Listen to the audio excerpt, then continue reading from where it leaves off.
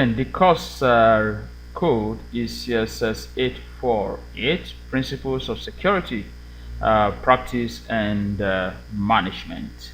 Well, the last time we did police patrol, so today we are going to try to see how we can cover much more of the curriculum for this course, and so I urge you to pay attention while I commence the presentation.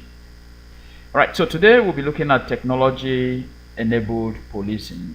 Technology-enabled policing. Technology-enabled policing. That is contained in Module 2, Unit 1 to 4 of your course material. You can have access to that, but let's just run through the basic points. But before we do that, let's look at the intended learning outcomes for this lesson. At the end of the lesson, you should be able to define and discuss some conceptual issues of crime. All right, some conceptual issues of the term crime. Again, you should be able to describe technology and its relationship with crime and policing. All right, with crime and policing. So let's proceed into the nitty-gritty of this presentation or this lesson. Now let's look at the concept of crime. The concept of crime. Its origin, or etymologically, the term crime is derived from Greek. All right, from the Greek word krimos, and in based on the Greek interpretation, krimos means social order. Right? Social order. So by way of simple definition, crime, contextually in the Greek rooted meaning, entails acts that are against social order and are worthy of serious condemnation. Right? Acts that are against social order and that are worthy of serious condemnation. In the Latin rooted meaning, it is derived from crimen, and it means to accuse. By simple definition, based on the Latin contextual meaning, it entails most validly accusable act. All right, it entails those acts that are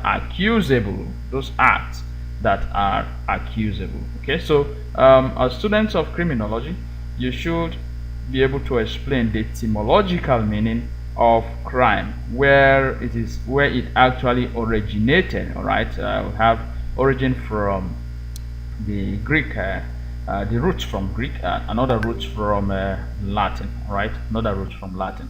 All right, so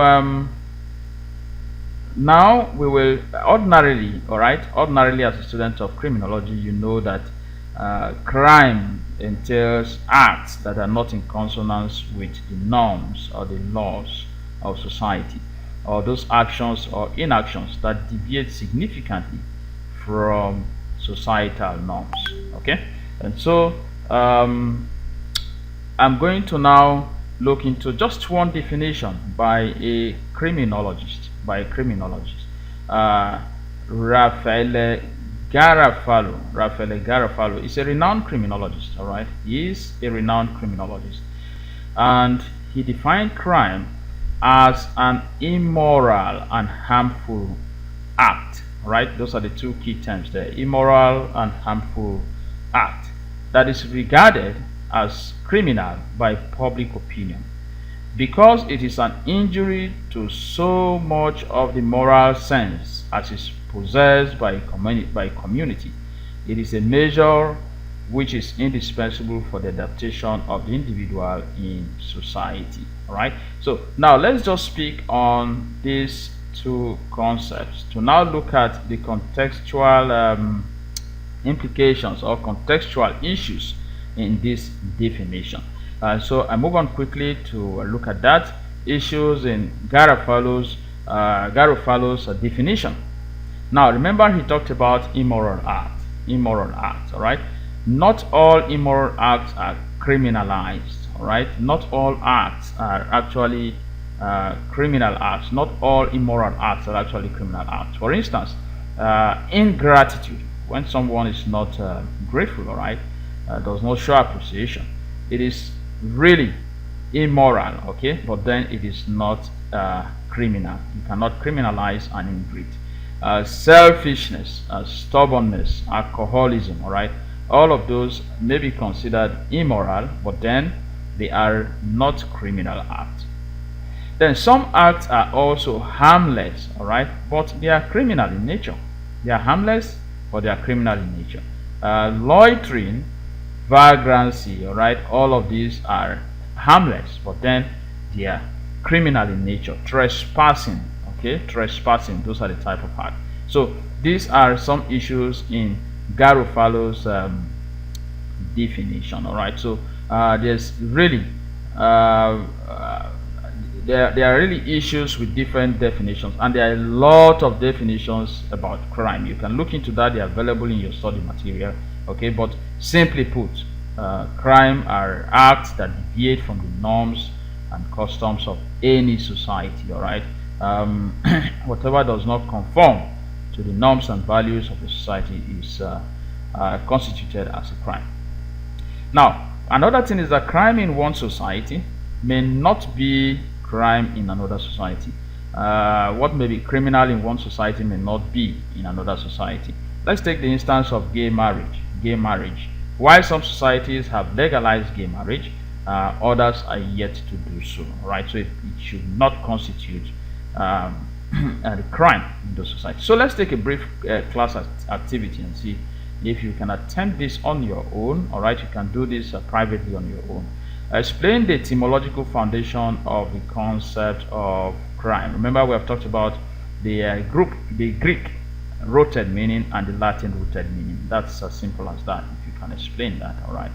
Then present a critical analysis of Garofalo's definition of crime. Again, we have talked about the harmless and the other aspect that has been criticized, all right, in his definition. And so immoral and the harmless perspective of his definition, so you can actually criticize that.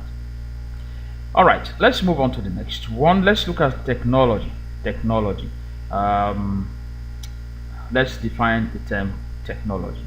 Now, technology simply means those material and immaterial entities. Remember, if you actually read about culture, in the element of culture, when technology is part of the element of culture, and it is actually defined as the material wealth of any society. Okay, so technology here entails the material and immaterial entities created by the application of mental and physical efforts in order to achieve some values. All right, technology actually is a product of both mental and physical efforts, and of course to achieve values. That means tools and machines may be used. All right, tools and machines that may be used to solve real world problems. Okay, you can also see the definition that is offered by Mascos, all right, Mascos 2003. It's available in your study material. There are several other definitions, but this is the one that I have just chosen to present for the sake of this presentation. Okay, so tools and machines. Technology is made up of tools and machines, and they are a product of mental and physical efforts. All right, let's see. Policing and crime. We have been able to handle crime, we have been able to handle technology. So let's now see the components of technology first before we go to policing and crime. Now, technology is made up of basically two components. The physical components, which involves how things are done, all right, and the information component. This has to do with knowledge, intelligence, the know-how. All right, the know-how, that's the information component. So if you are asked how many components are embedded in technology, we have the physical component, which shows the modus operandi, or the ways of which things are done.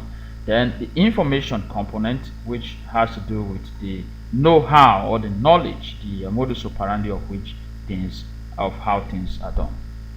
All right, so that is this is categorized by Kumar, right, and others, 1999. You can also read more about this in your study material. But these are essentially the two components of technology.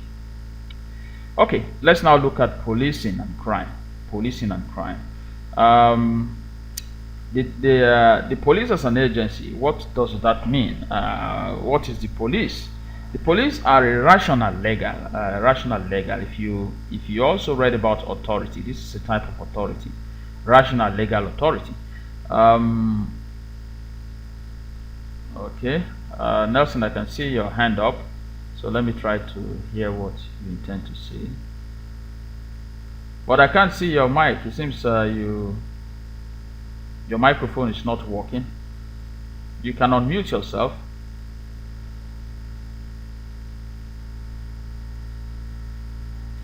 All right, so the rational legal type of authority, okay, like I said, the police are a rational legal organization built over a traditional core of values and practices of visible patrol, walking the street and investigating class-based street crimes. All right, class-based street crimes. So this rational legal, it means they are an authorized agency by law to carry out the functions of policing.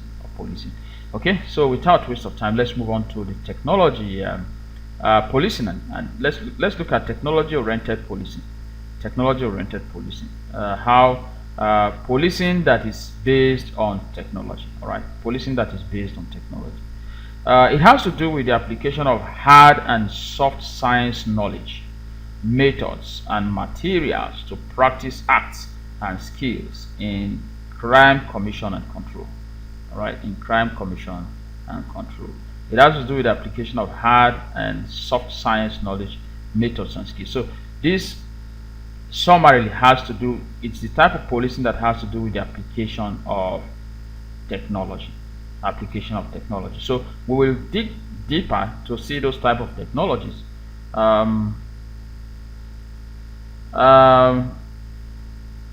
We'll be able to dig deeper to see. Okay, just a minute. Okay, so we'll dig deeper to see those type of technologies that can actually be used in policing. All right, in policing. So let's look at technology. Okay, although some crimes may not require the use of physical technology, some crimes may really not require the use of physical technology. Crime and technology have been related in 4 ways. Okay, their relationship, technology and crime. Now, there are simple crimes with simple tools. Crimes that are committed, very easy crimes that are committed with also very simple tools. An example is those type of crimes that are committed using manuals. All right, you read manuals, interpret manuals in order to gain entry, illegal entry into a car, into a building. Okay, those are quite simple crimes, but then they also require the use of simple tools or simple technologies. Then you have simple crimes, but they require very complex tools. Okay, simple crimes, but they require complex tools. For instance, the use of computers to sell marijuana. The use of computers to sell marijuana. The use of drones to sell hard drugs. All right, those are simple crimes, but then they require sophisticated tools. You can see the relationship. Then we also have complex crimes that require simple tools. Complex crimes that require simple tools. Examples of which are racketeering, right? Racketeering, corruption. People who use technology to embezzle funds by simple mobile transfer. Somebody has financial fraud. It's a very complex crime, but then simple tools are involved, simple technologies are involved by way of mobile phones. USSD codes, a huge sum of money can be transferred. Then complex crimes that requires complex tools. This is the highest type of relationship between technology and crime. For instance, kidnapping, money laundering. Kidnapping requires very complex tools, very deadly tools, and of course, um, it requires payment of ransom and all of that, and most times the victims are dead. All right, they are killed in the process. All right, so that is the type of relationship that exists between technology and crime. All right, so let's move on to um, let's see again.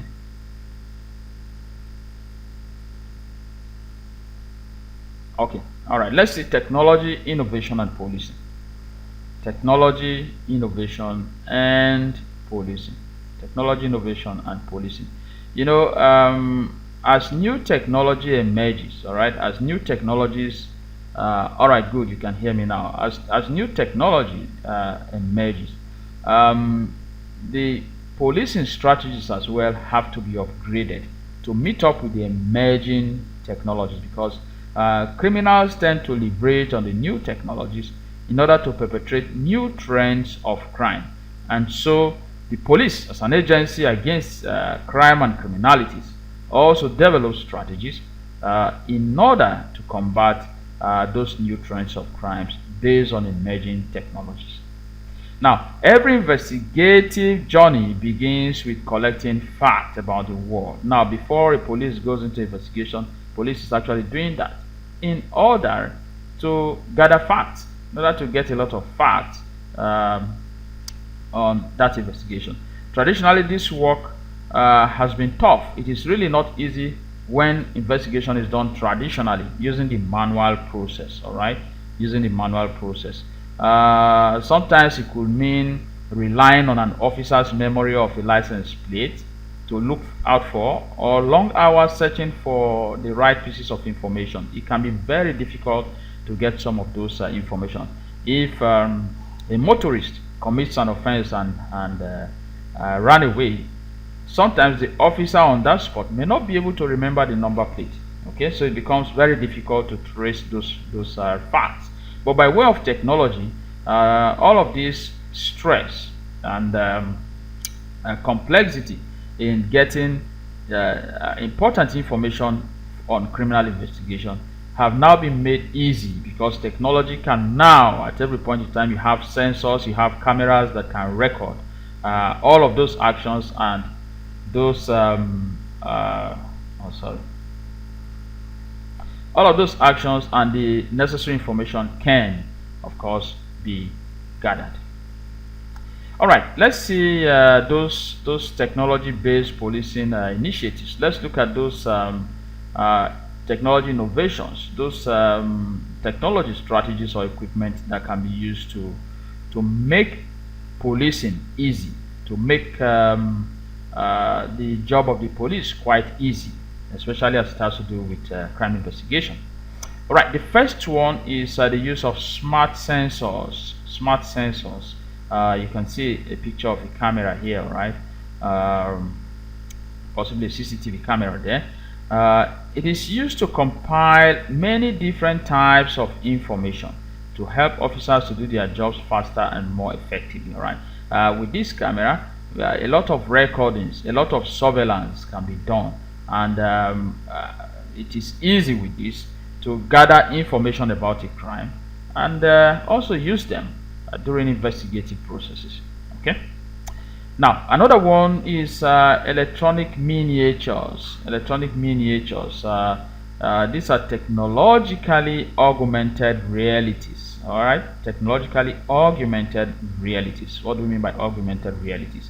I mean those devices that help boost up the reality in life. All right, it's like having a 4 eye, having 4 ears, having 4 legs.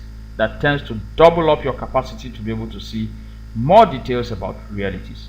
Okay, that allow people to see, hear, and act in ways that were previously impossible. An example of which is the reality glass. Reality glass, that you can see and have memory of past events and extract valid information with this type of electronic miniature gadget. All right, all of these all of these technologies have been at the disposal of the police to make investigation quite easy. All right, so let's move on to the last one, artificial intelligence, AI. Artificial intelligence is that part of technology that are being able to quickly and efficiently harness this immense volume of data to support investigation and enforcement actions. With artificial intelligence, AI, data collected can be quickly, very easily analyzed. They are massive. The world itself is full of data, and so when these data are collected, it requires some artificial intelligence, some rapid response intelligence to analyze this data, because relying on the traditional means of data analysis alone could take years, all right, to analyze some of this data before criminals can be prosecuted. But with artificial intelligence, evidences are gotten quite easily, and data can now be easily analyzed, taking off that stress of investigation of the police officers. All right, so these are some of the relationships between technology and crime. Now, I'll give you another class activity. Maybe you just pen them down, of course, just for you to try and know that you are in line with the course content. Define the term technology. State and explain its components. You still remember the components of technology. They're just two components. Remember, information and knowledge. Attempt a description of the relationship between technology, crime, and policing. Technology, crime, and policing. Explain with relevant examples the concept of technology-based policing. Technology-based policing. We just did that. Alright, so you can pause the video here and also get this point if you want to. That is the end of this topic, technology-based policing. Technology-based policing. Alright, so technology-enabled policing, we are done. So